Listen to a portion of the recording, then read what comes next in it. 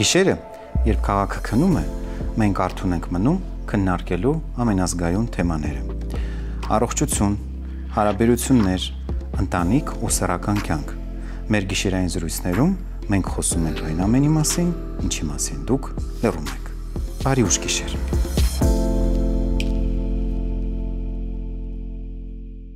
Գadgetներից եւ էլեկտրոնային սարքերից կախվածությունը այսօր տարածված երևույթ է։ Դրանով տարված են ինչպես փոքրահասակները, այնպես էլ բազմաթիվ մեծահասակներ։ Իսկ թե ինչպիսի խնդիրներ կարող են առաջանալ մարդու կյանքում, հատկապես գadgetային կախյալության պայմաններում, կքննարկենք այսօրվա գիշերային զրույցի շրջանակում։ Իսկ դա կանենք Ինտրա հոգեկան առողջության կենտրոնի տնօրեն, հոգեբանական գիտությունների թեկնածու դոցենտ Խաչատուր Գասպարյանի հետ։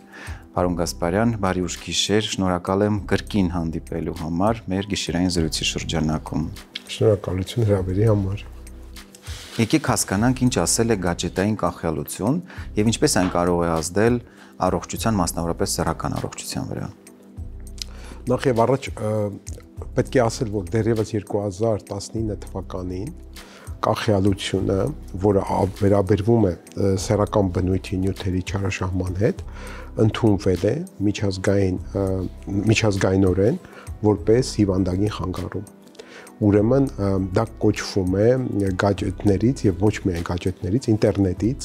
կոմպուլսիվ ձևով, սևեռուն ձևով կախյալության հիվանդություն։ Այսինքն մենք գիտենք, որ մարդու հակումների մեջ կան մի քանի հիվանդագին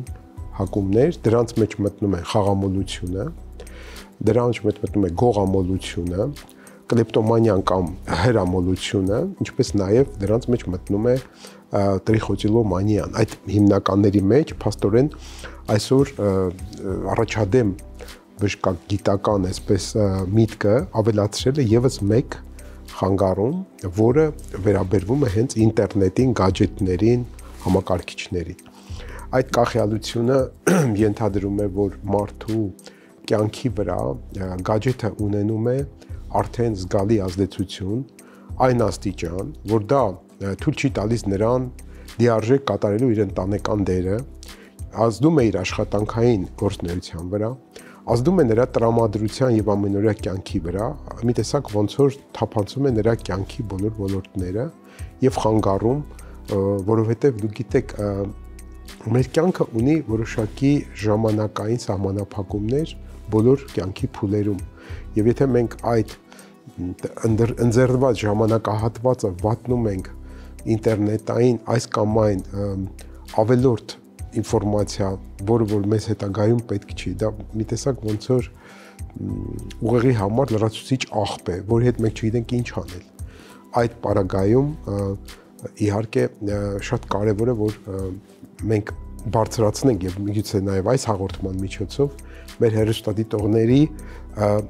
հոգեկրթական մակարդակը այն մասին, որ ինչ է այդ կախյալությունը եւ ինչ հետևանքներ կարող է ունենալ։ Այսինքն մենք այս դեպքում կարող ենք ասել, որ լիովին կարող ենք համեմատել այլ կախյալությունների հետ։ Այո, եւ ինքը համարվում է հիվանդություն, որը բուժման կարիք ունի։ Ձեր դիտարկմամբ այն ավելի շատ հոգեբանական խնդիր է, թե ֆիզիոլոգիական։ Իսկ թվում է երկուսն էլ այս դեպքում մասնակցում են, որովհետև առաջանում է անհրաժեշտություն։ Մենք երևի ավելի ուշ ես գիտեմ, որ մենք հարցերի մեջ նաև պետք է քննարկենք պորնոգրաֆիա եւ սեռական բնույթի նյութերի կախյալության վերաբերյալ, այստեղ կան մի շարք հետազոտություններ, որոնք բավականին շատ բացահայտել են, որ կա նաեւ բիոքիմիական, կենսաքիմիական կախյալություններ եւ մեխանիզմներ։ Ձեր կարծիքով վիրտուալ շփումը կարող է փոխարինել սեռական հարաբերություններին։ Ինձ թվում է, որ հարցը տալով դուք արդեն նաեւ գիտեք պատասխանը, որ ոչ, թե մի բառ պետք է ասենք իհարկե ոչ, որովհետև մենք գիտենք, որ շփման հաղորդակցման մեջ շատ կարևոր ուրիշ առանձնահատկություններ կան, իսկ վիրտուալ շփման մեջ առավելությունը այն է, որ մարդը հանդես է գալիս իր ցանկալի եսի կերպարով եւ ինքը մի տեսակ իրականությունից կտրված հարաբերություն է, ինքը իրական հարաբերությունից շատ տարբեր է։ Մենք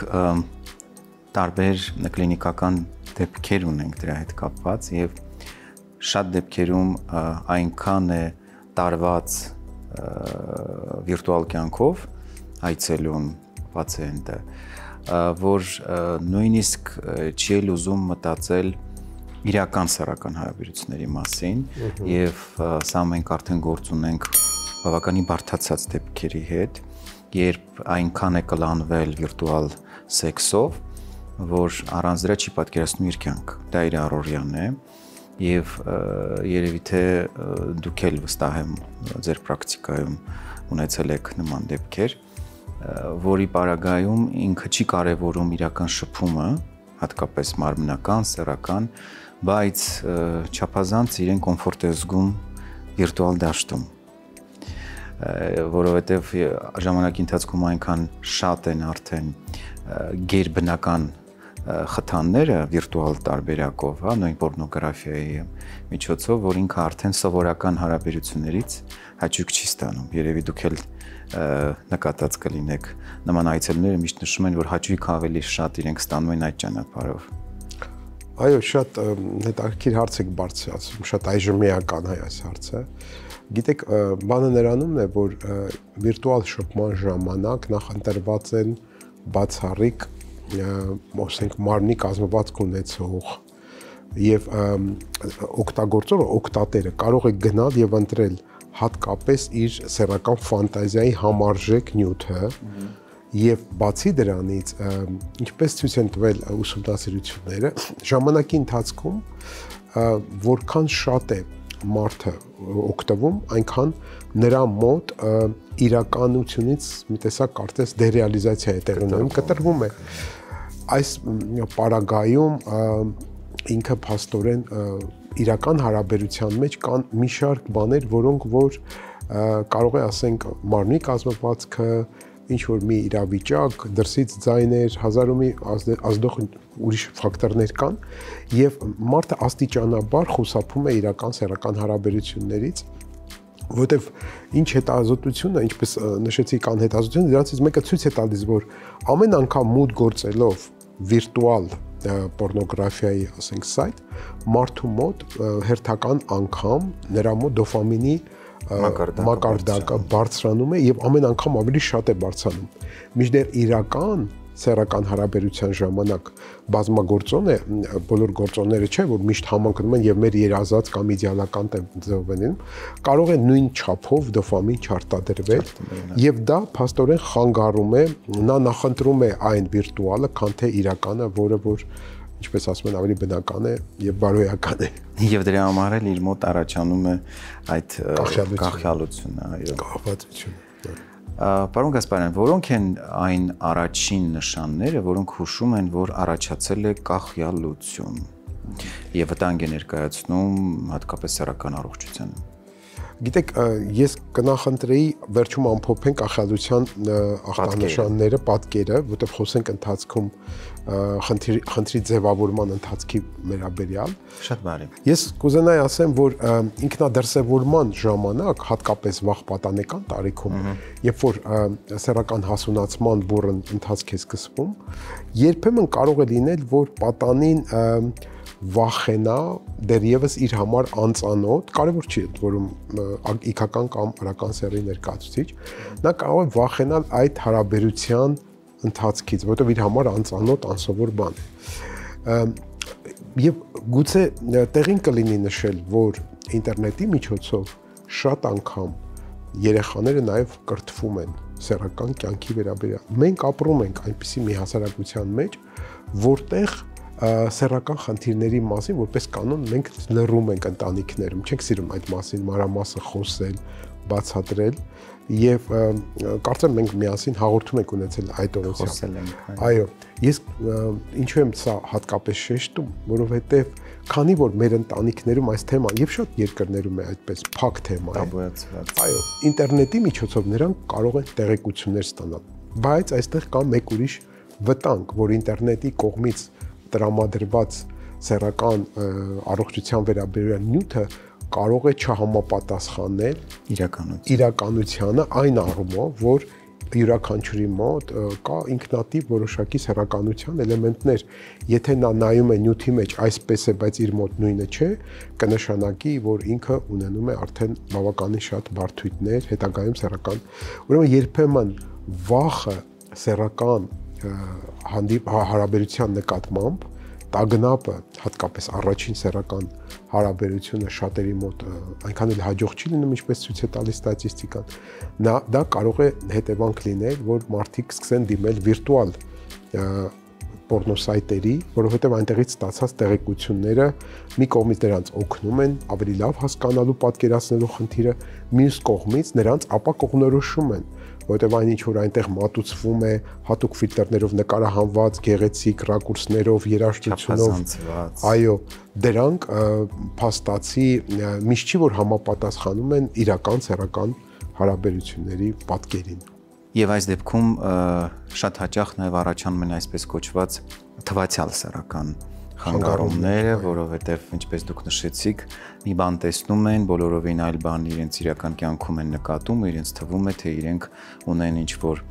սեռական խնդիր, այո, եւ դրանից իրենց ստրեսը ավելի է խորանում։ Պարոն Գասպարյան, ինչպիսի վարքագծային փոփոխություններ են նկատվում նման դեպքերում։ Որպես կանոն նրանք ովքեր իսկապես ունեն այս նման կախյալություն, ինտերնետային սեռական բնույթի նյութերից կախյալ են, նրանց մոտ առաջին հերթին նկատվում է մեկուսացման զգացում։ Նրանք սկսում են խուսափել սոցիալական շփումներից, որպես կանոն նաև կարող ենք տեսնել, որ աստիճանաբար կորցնում է իրենց հետաքրքրությունը կյանքի ուրիշ ոլորտների նկատմամբ, բայց շատ կարևոր է նշել, որ մենք այդ կուզենայի, որ մեր ընտանիքներում վերաբերմունքը սեռականությանը եւ ընդհանրապես սեռական զգացողություններին լինի որպես բնականon, ոչ թե արգելանք, տաբու կամ բարդույթ, որի մասին միայն կարելի է լռել եւ ոչինչ չասել։ Եվ այստեղ դա ընտանիքները, հատկապես ես ուզում եմ խոսքս ուղղել մեր սիրելի ծնողներին, որտեղ կան պատանեկան տարիքի երեխաներ, սեռական կյանքը պետք է ներկայացնել որպես առողջ կենսակերպի անբաժանելի մաս, որ դա շատ բնական է այդպիսի զգացում ունենալը։ Ոչ թե ամոթալի երևի։ Ոչ թե դա ամոթ է, հանկարծ չհամարձակվես, եթե նմանատիպ բան կա, ուրեմն դու երբեմն նույնիսկ այստեղ կա մշակութային էլեմենտ, նույնպես ծնողներ կան, որոնք սկսում են կրոնական ձևով ճնշել երեխաներին, որ դա մեղք է, եւ դա հետագայում անպայման իր անդրադարձն է ունենում մեծահասակ տարիքում երեխայի սեռական արդեն մեծ սեռական կյանքում։ Եվ դրա համար սիրելի ծնողներ, շատ կարևոր է դուք նրանց փոխանցեք հստակ ճիշտ ինֆորմացիա, իսկ եթե դուք չեք տիրապետում, բարի եղեք մասնագետի միջոցով այդ տեղափոխել, որովհետև եթե դուք թաքցնում եք, բնականաբար նրանք փորձում են դրա պատասխանները գտնել թաքուն ձևով, ուրիշ ճանապարհներով, իսկ ցավոք սրտի ինտերնետում կան շատ մեծ թվով մարդիկ, որոնք չարաշահումներ են անում սեռական բնույթի, վիրտուալ բնույթի բուլինգներ, վիրտուալ բուլինգը դա այն է, երբ որ ասենք երեխաներին հարցեր են տալիս, նկարներ են պահանջում, հետո նրանց մոտ առաջացնում են սեռական գրգռվածության զգացում։ Եվ ընդհանրապես կարող եք, եթե դուք չեք կարող ինքնուրույն բացատրել պատշաճ եղանակով եւ եթե չեք էլ ուզում մասնագետների, վստահ ձեզ ուզում եմ ասել, որ կան սեռական առողջությունը մեկնաբանող շատ պրոֆեսիոնալ այդպիսի ինտերնետային կայքեր, այնպես որ դուք կարող եք նաեւ օգտվել այդ կայքերից, կան բազմաթիվ հրատարակված գրքեր, ինչ է սեռական կյանքը, արդեն վաղ տարիքից սկսած երեխաներին աստիճանաբար պետք է բարձրացնել իրազեկվածությունը, ինչպիսին է մարդու սեռականությունը, ինչպես է դա արտահայտվում որ տարիքում, ինչ կարող է լինել։ Եվ սա մի մոտեցում է, որ կարծեմ մեզանում բավականին խնդրահարույց է եւ բացակայում է այս տեսակ մոտեցումը ընտանիքների մեծերի դեպի պատանիներ, որոնց մոտ առաջանում է սեռական զգացողություններ։ Պարոն Գասպարյան, կան արդյոք ուղիղ համեմատականներ, զուգահեռներ, օրինակ համացանցում սոցկայքերում ժամանակ անցկացնելու եւ զուգընկերոջ նկատմամբ հետաքրքրության նվազման կորուստի միջև։ Ես չգիտեմ այդպիսի հետազոտություն, բայց մի բան հստակ է, որ կան բազմաթիվ վերջերս իրականացված հետազոտություններ, որտեղ փաստվում է, որ պոռնոգրաֆիայի կախյալությունը որպես կանոն կապված է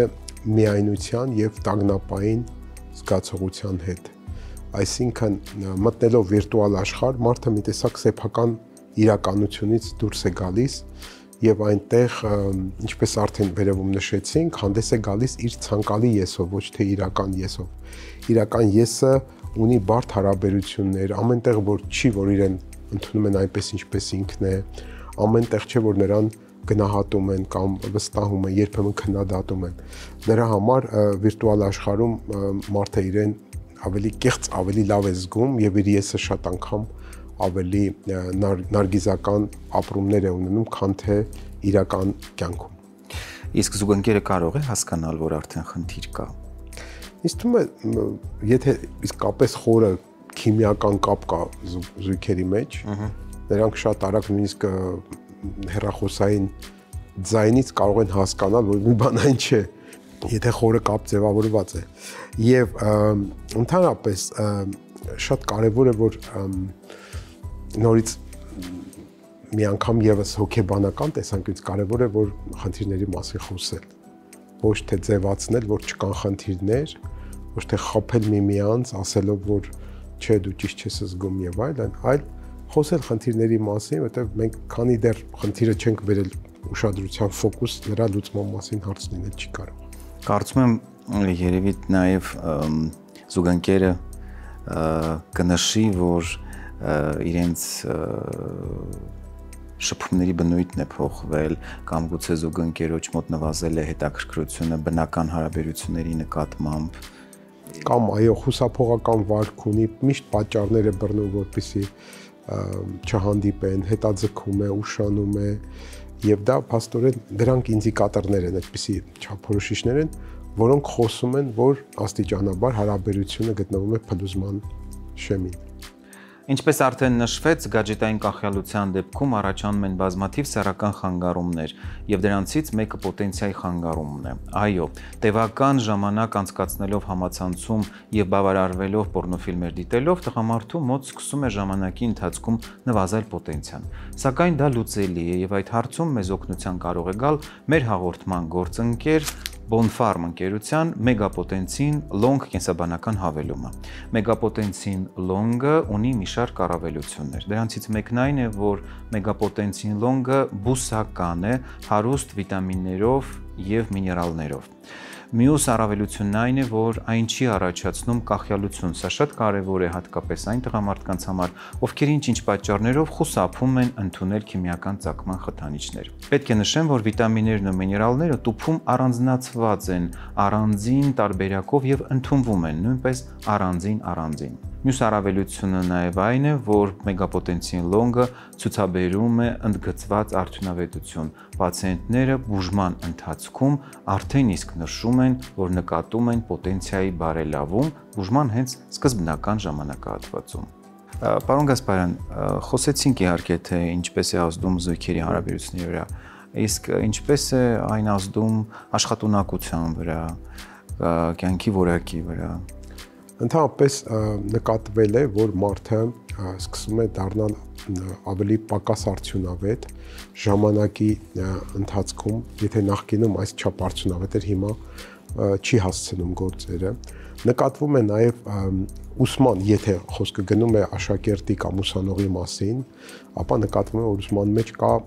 խիստ առաջադիմության խիստ նվազում եւ բացի դրանից ազդում է նաև հետաքրքրությունների դաշտի վրա։ Մարդը փաստորեն անընդհատ առիթ հնարավորություն է փնտրում միայնակ մնալու, որպեսզի նորից իր այդ դոֆամինային հաճույքը, կեղծ բավարարությունը նորից ստանա եւ նկատվում է, որ եւ ընկերների եւ ընտանիքների այդ հարաբերությունները աստիճանաբար պակասում են եւ այս դեպքում նաեւ մենք տեսնում ենք, որ իրական հետաքրքրությունների, ասենք գնալ ծննդյան օր, մասնակցել ընտանեկան հավաքին, գնալ բարեկամների տուն եւ այլն, իրական հետաքրքրություններ, հարաբերությունների նկատմամբ հետաքրքրությունը նույնպես բավականաչափ նվազում է շեշտակի ձևով, ասենք կարող է բոլորի կյանքում լինել մի օր, որ այդ օրը ցանկություն չունի տնից գնալ շփվի մարդկանց հետ, բայց երբ որ սա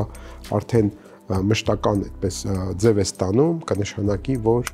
ինքը խնդիրներ է առաջացրել եւ նա նաև ասեմ, որ այն մարդիկ, ովքեր այդպիսի բովանդակությամբ, պորնոգրաֆիկ բովանդակությամբ ինտերնետային կայքերից են կախված, նրանք ամեն անգամ ավելացնում են ավելի ծայրահեղ նյութեր նայելու, որովհետև իրենց հետաքրքրության դաշտը մեծանում է եւ այդ ժամանակ ավելի մեծանում է կախյալության վտանգը, որը նաև կտրում է իրեն ռեալ շփումից եւ սոցիալական կյանքի վրա անհամեմատ նեգատիվ ազդեցություն թողնում, նա որպես սոցիալական էակ կարծես կորցնում է իր բոլոր դերերը, որպես ընկեր, որպես բարեկամ, որպես ընտանիքի երեխա, որպես հարևանի, չգիտեմ, ընկեր եւ այլն, բակի տղաների կամ աղջիկների։ Եվ այդ բոլոր սոցիալական խեղաթյուրումները վերջի վերջո մի տեսակ կարծես դրսևորվում են միայն այդ սայթերի այցելելով եւ որպես կանոն այնտեղ նրանք ժամեր են անցկացնում, սա այնպիսի մի երևույթ է, որ նաև կարևոր է, որ ծնողները վերահսկեն, թե ինչ տեսակ սայթեր են այցելում իրենց երեխաները, հատկապես պատանեկան տարիքում, եւ այդ դեպքում ոչ թե նրանց մեղադրեն, ամոթանք տան, այլ ընդհակառակը ժպտան եւ ասեն, որ գիտեք, քո տարիքում բոլոր մարդիկ ունեն այդպիսի զգացումներ, արի մտածենք ինչպես կարող ենք դա հաղթահարել։ Նաև ես օգտվելով առիթից կուզենայի, որ մեր ծնողներին խորհուրդ տալ, որ նրան հնարավորություն ստեղծել իրեն դրսևորելու ուրիշ ոլորտի մեջ։ Կարող եք ուշադիր լինել, ես վստահ եմ, որ դուք շատ լավ գիտեք ձեր երեխաների հետաքրքրությունների դաշտը, եթե ինքը սիրում է ֆիլմեր, կազմակերպեք, որ ինքը հաճախ ֆիլմ նայի, եթե ինքը սիրում է երաժշտություն, եթե ինքը սիրում է սպորտ, եթե ինքը սիրում է ճամփորդել, չգիտեմ, յուրաքանչյուրը ունեն իրենց հետաքրքրությունների դաշտը։ Փորձեք այդ դաշտի միջոցով մի քիչ կոմպենսացնել եւ որպեսզի ժամանակը ոչ թե նրան ուղակի արգելվի, այլևս ինտերնետը անջատում ենք, դու չես կարող օգտվել ինտերնետից, դա հարցը չի լուծելու, ընդհակառակը միգուցե թշնամանա ձեր հետ։ Պատանեկան տարիքում շատ արագ են երեխաները թշնամանում ծնողների հետ, ընդհակառակը պետք է դրանով դուք իրեն ավելի հեռացնում եք եւ հաջորդ հնարավորության դեպքում նա կարող է վճարել սեփական ինտերնետը գնել եւ դրա միջոցով շարունակել իր հետաքրքրությունները բավարարել։ Խորհուրդ է տրվում ոչ թե թշնամանալ, այլ մտերմանալ, նրա հետ խոսել այդ մասին, որ բոլորի հետ այդ տարիքում պատահում է, եկեք միասին հաղթահարենք, դա լինի հիմնական ֆորմուլան, որով այդ պորնոգրաֆիկ կախյալության վտանգը հաղթահարվում է։ Այսինքն շատ կարևոր է ստեղծել մտերմիկ, վստահելի փոխհարաբերություններ, որպեսզի շփումը լինի ավելի անմիջական։ Այո։ Պարոն Գասպարյան, իսկ որ դեպքում է կախյալությունը արդեն համարվում խնդիր, պաթոլոգիա։ Շատ լավ հարց եք բարձրացնում, ինձ թվում է, որ հետաքրքիր կլինի նաև մեր ունկնդիրներին, հետևողներին, որ առաջին հերթին կախյալությունը խնդիր է, կա 7 հիմնական ոնց որ կետեր, դրանք ունեն բազմաթիվ շերտեր, բայց ես հիմնական 7-ի մասին կխոսեմ։ Եթե դուք անցկացնում եք պորնոսայթերում ավելի երկար ժամանակ, քան նախատեսում եք, որտեղ պացիենտները երբ ձեր մոտ են ինձ մոտել, ասում են, որ ես մտածեցի մի 15 րոպեով մտնեմ, բայց հետո տեսա 3 ժամ այնտեղ եմ այդ սայթի մեջ։ Երկրորդը, փորձ ունեցել եք արդյոք նվազեցնել, դադարեցնել այդ ժամանակը, բայց չի ստացվել։ Երրորդը այն է, որ արդյոք դրա պատճառով տուժել է ձեր աշխատանքը, դասերը, ընկերական շրջապատի հետ հարաբերությունները եւ ընտանիքի հետ հարաբերություններն ու պարտականությունները։ Հաճախ այդ պատճառով շատ պարտականություններից նրանք հրաժարվում են, ասում են, ես սրանից հետո չեմ անելու, որովհետեւ միտքը ամբողջովին զբաղված է այդ թեմայով։ Մյուսը ընդհանրապես սկսել է քիչ հետաքրքրվել իրական հարաբերություններով։ Դա կարող է լինել սիրային հարաբերություն, ընկերական հարաբերություն։ Այսինքն, եթե մարդը նկատում է, որ նախկինի համեմատ այլևս ինքը հետաքրքրված չէ շփվել, ինչ որ մեկին գայթակղել, ուրախ լինել, որ ինչ որ մեկը իրեն է ուշադրություն դարձնում, դա խնդիրներից եւս մի շարք է։ Մյուսը այն է, որ ամոթ զգում եք արդյոք, երբ որ նայում եք այդ բովանդակությունները։ Այսինքն, որպես կանոն շատերը նշում են, որ այցելելով սայթ, այդ պահին շատ հաճելի է, բայց երբ որ դա ավարտում է, իր մոտ առաջանում է մեղքի եւ ամոթի զգացում։ այդ զգացումը նույնպես թեմաներից մեկն է, որ ենթադրում ենք, որ կա կախյալություն։ Նախավերջինը այն է, որ արդյոք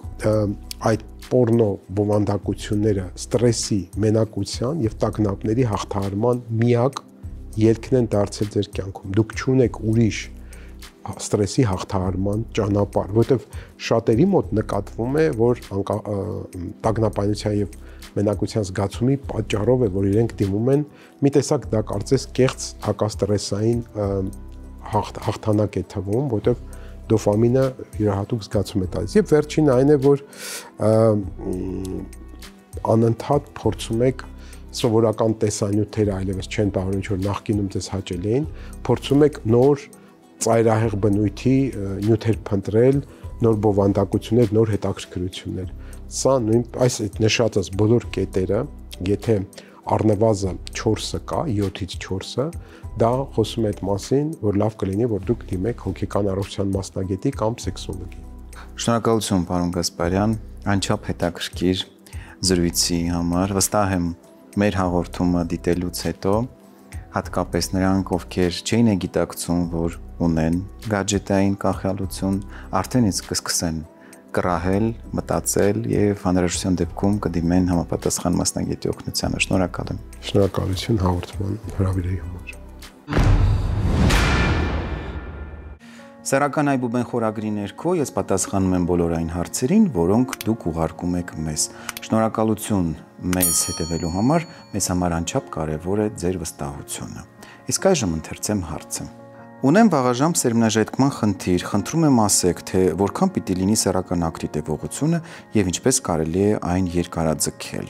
Վաղաժամ սերմնաժայթքման խնդիրը տղամարդկանց ամենահաճախ անհանգստացնող սեռական գանգատներից է,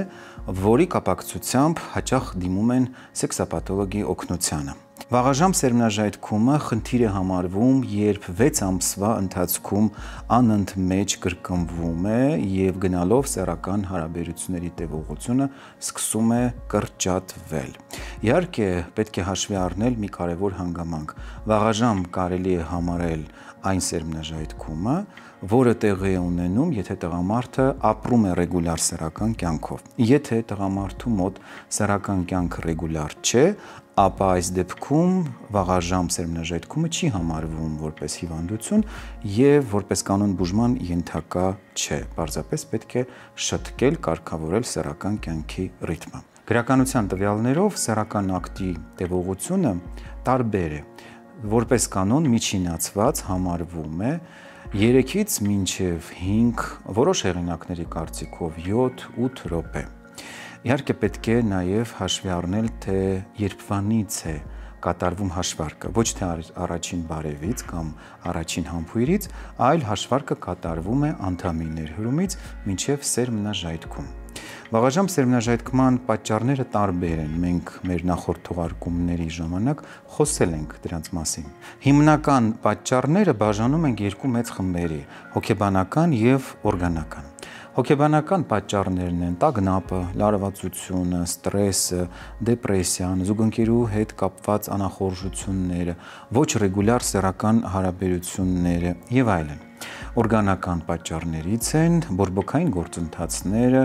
սեռական օրգաններում սեռավարակները, տարբեր օրգան համակարգերի հիվանդություններ, օրինակ վահանաձև գեղձի հիվանդությունները, որոնք որպես բարդություն կարող են հանգեցնել վաղաժամ սերմնաժայթքման, սեռական հորմոնների, մասնավորապես տեստոստերոնի պակասը, որը նույնպես կարող է վաղաժամ սերմնաժայթքման պատճառ դառնալ եւ այլն։ Բոլոր դեպքերում կոնկրետ պատճառը հասկանալու համար պետք է անցկացնել մանրակրկիտ սեքսոլոգիական խորհրդատվություն, կատարել զննում, անհրաժեշտության դեպքում նշանակել համապատասխան հետազոտություններ, որից հետո արդեն բուն պատճառը գտնելուց հետո անցնել բուժման։ Բուժումը, մասնավորապես վաղաժամ սերմնաժայթքման, համալիր է։ Օգտագործում ենք ինչպես դեղորայքային, այնպես էլ ֆիզիոթերապևտիկ եւ բացի այդ նաեւ հոգեթերապևտիկ, մասնավորապես սեքս թերապիայի մեթոդները։ եւ միմիայն համալիր բուժման արդյունքում հնարավոր է լինում հասնել արդյունքի։ Թեորիկային բուժման ժամանակ օգտագործվում են ինչպես բուսական, այնպես եւ քիմիական ծագման դեղամիջոցներ։ Մասնավորապես խնդիրը լուծելու համար կարող է օգտակար լինել մեր հաղորդման գործընկեր Հայսամ դեղագործական ընկերությունը իր Տադաֆորտ եւ Դապոքսեցին դեղամիջոցներով։ Տադաֆորտը ունի երկու տեսակի դոզավորում, 5 եւ 20 եւ նախատեսված է սեռական թուլության, այսինքն պոտենցիայի խանգարման բուժման համար, իսկ դապոքսեցինը նախատեսված է վաղաժամ սերմնաժայթքման բուժման համար եւ ունի նույնպես երկու դոզավորում՝ 30 եւ 60։ Շատ դեպքերում տղամարդիկ, ովքեր ունեն վաղաժամ սերմնաժայթքում, նաև ժամանակի ընթացքում ունեն պոտենցիայի խնդիր եւ այս խնդիրները հաճախ զուգակցված են, այսինքն այն տղամարդիկ, ովքեր որ ունենում են էրեկցիայի խանգարում, որպես կանոն նաև ժամանակի ընթացքում նշում են վաղաժամ սերմնաժայթքում եւ հակառակը։ Թե Տադաֆորտը, թե Դապոքսեցինը ունեն առավելություններ։ Տադաֆորտը, ինչպես արդեն ասեցի, ունի երկու դոզավորում՝ 5 եւ 20։ 5-ը օգտագործվում է ամենօրյա բուժման դեպքում, իսկ 20-ը պլանավորված սեռական հարաբերության ժամանակ։ Դեղամիջոցը մյուսներից տարբերվում է բարձր արդյունավետությամբ։ Պացիենտները բուժման արդեն սկզբնական շրջանում նկատում են տարբերություն, նշելով, որ պոտենցիան զգալիորեն կարգավորվել է։ Տադաֆորտը նաև առանձնանում է իր ժամային ազդեցությամբ։ Օգտագործելուց հետո իր ազդեցությունը պահպանվում է մոտավորապես 36 ժամ, այսինքն տղամարդը կարող է ունենալ սեռական նույնիսկ կրկնակի հարաբերություն 36 ժամվա ընթացքում։ Դապոքսեցինը, ինչպես արդեն ասեցի, նույնպես ունի երկու դոզավորում՝ 30 եւ 60, դրանք տարբերվում են միմիայն նրանով, որ կախված խնդրի վաղեմությունից եւ խորությունից բժիշկը որոշում է, թե որ դոզավորումը կարող է պացիենտը օգտագործել եւ որքան ժամանակ։ Նույնպես ունի բավականին արդյունավետ ազդեցություն եւ բուժման արդեն սկզբնական ժամանակահատվածում պացիենտները նկատում են զգալի տարբերություն։ Երկու դեղամիջոցների Տադաֆորտի եւ Դապոքսեցինի միաժամանակյա